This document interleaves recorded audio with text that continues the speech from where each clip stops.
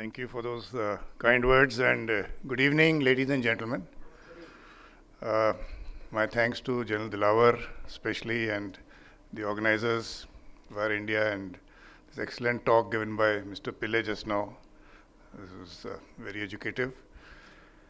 I was seeing the program and I saw that there is a mind reader also to come. I do not know whether he is there or not, but I saw in.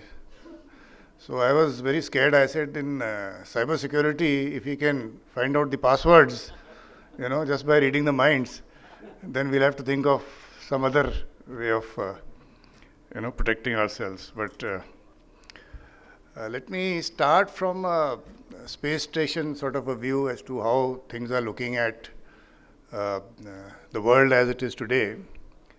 And what it looks like is like, when an egg is hatching, there are cracks appearing. It's breaking up into two.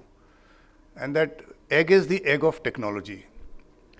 When you see that there is a weaponization of technology taking place globally, and a weaponization of interdependence, which some countries have resorted to, then that is where this world is now splitting up into two.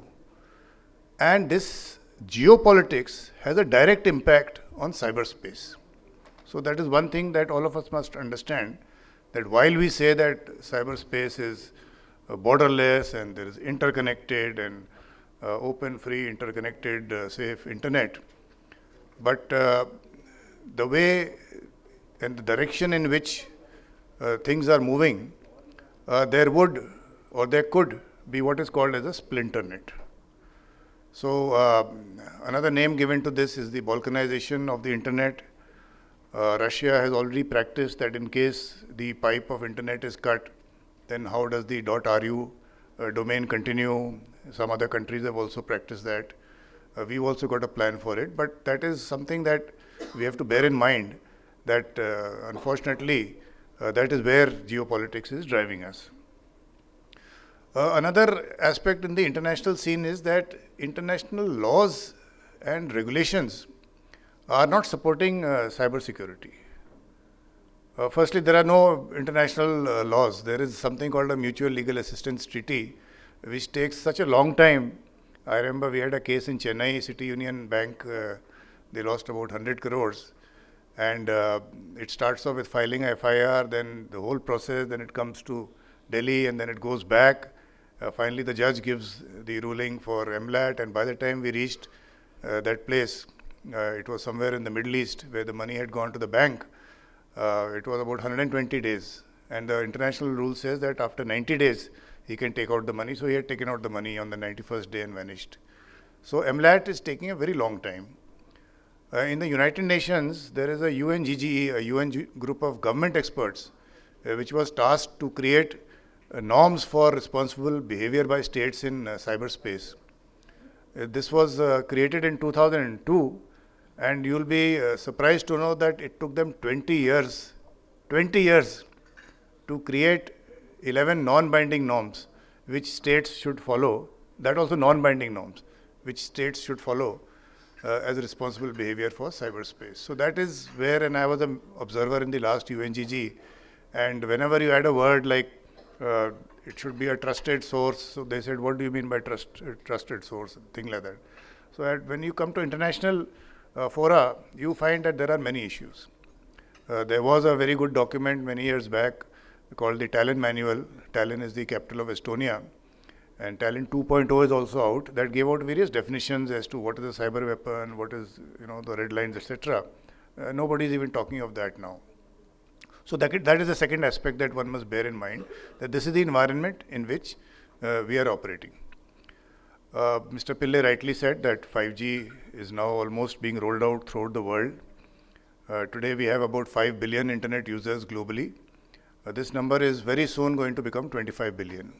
And the reason for that is IoT and Industry 4.0.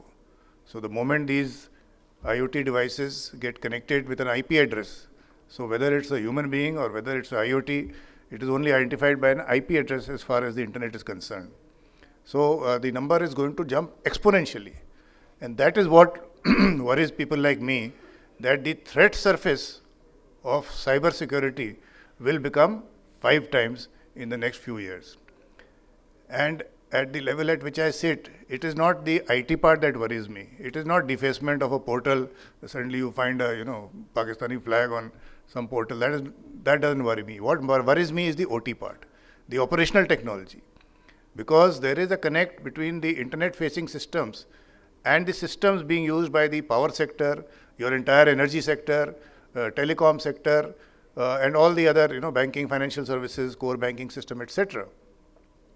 So the operational technology is where the cyber physical systems are located, and that is where a very major damage can be created. You can imagine what would happen if power, of course, we've seen some cases happening, but in some other cases of energy, you can imagine the effect that it can create. So that is a worrisome sign, and this is where in your training I would recommend that along with IT, there must be a equal, if not more, focus on the OT part, because that is in the future. The OT is going to become more and more.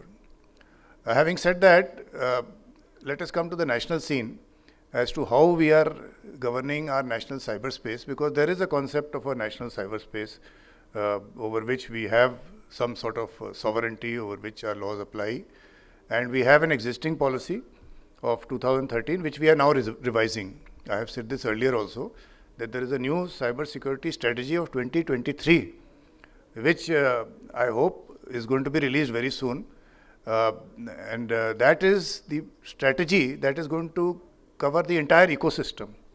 So everything in cyberspace we are addressing, whether it is the governance aspect, whether it is your education and awareness, whether it is cyber audits, the incident response, the technology parts, some national aspects like national threat intelligence exchange.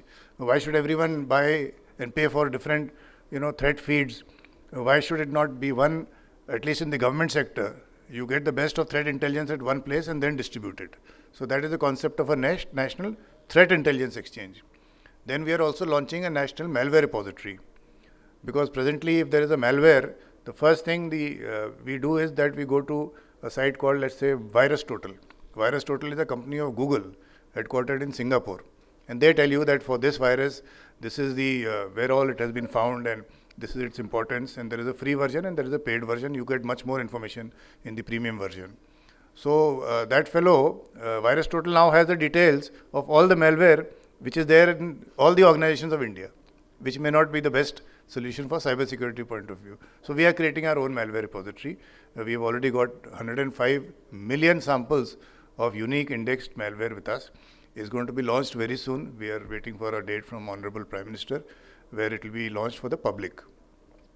Similarly, there are various other national level aspects of cybersecurity that we are launching as part of the strategy.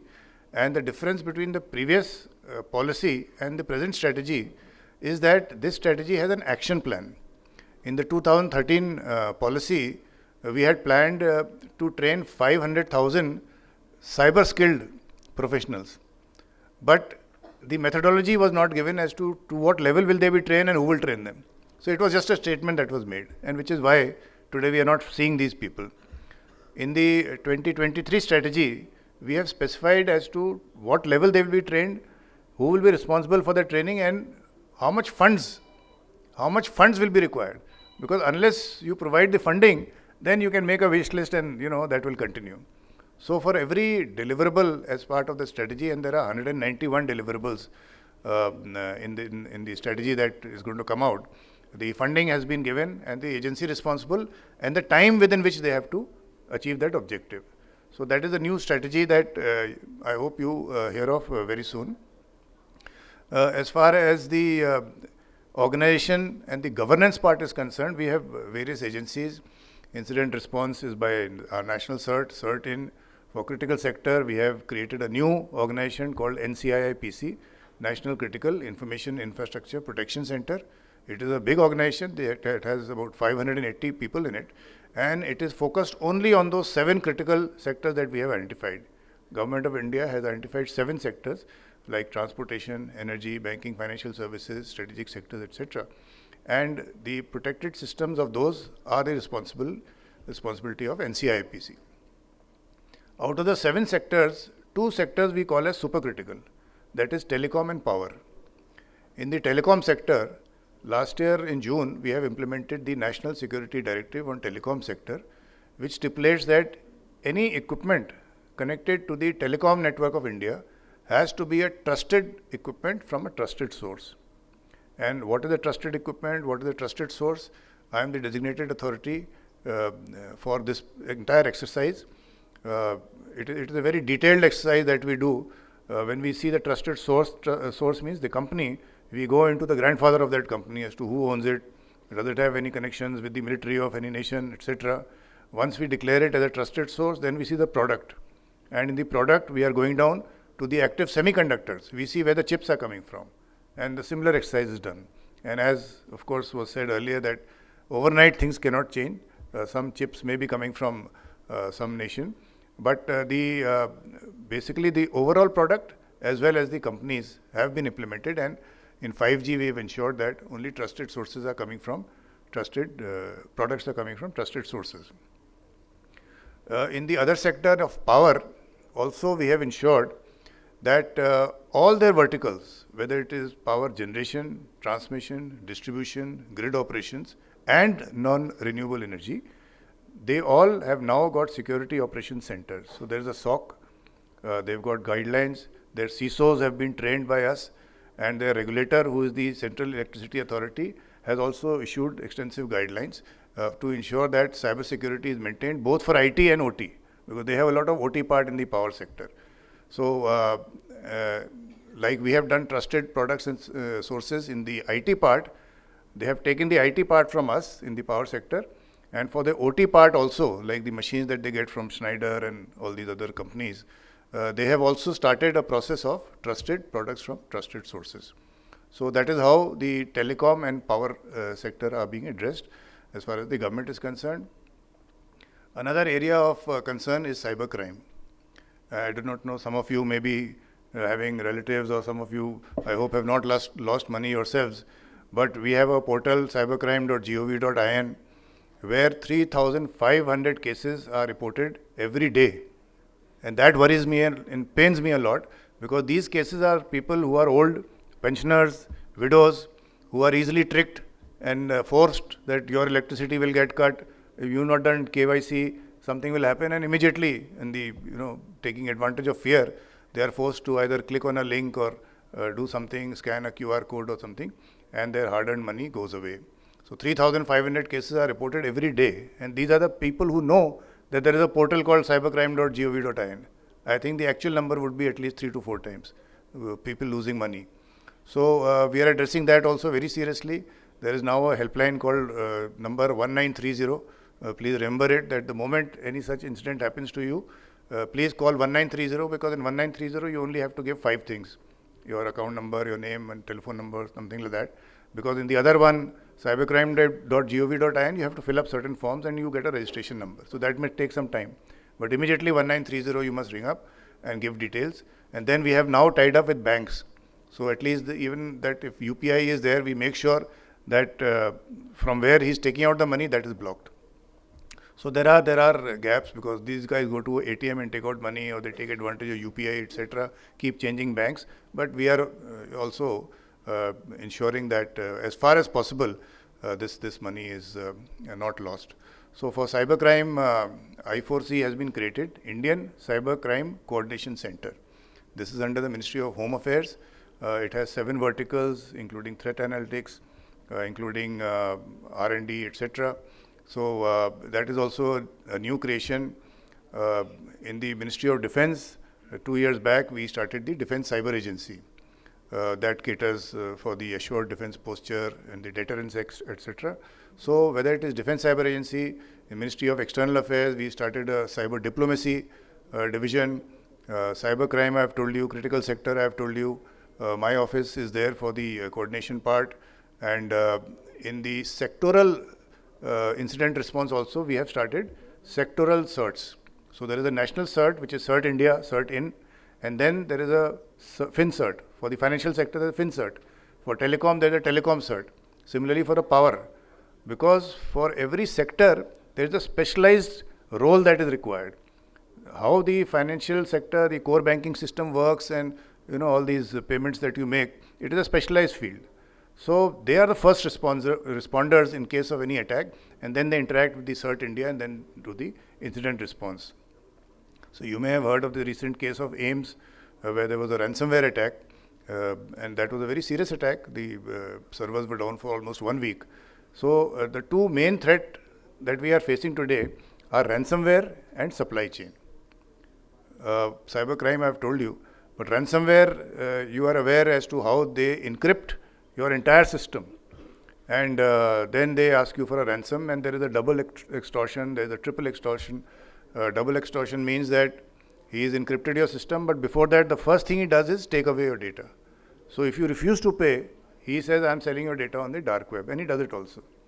And the triple extortion is that in this whole process, he's also left a backdoor for any future attack that he might do. So these are the sort of things that ransomware agents are doing.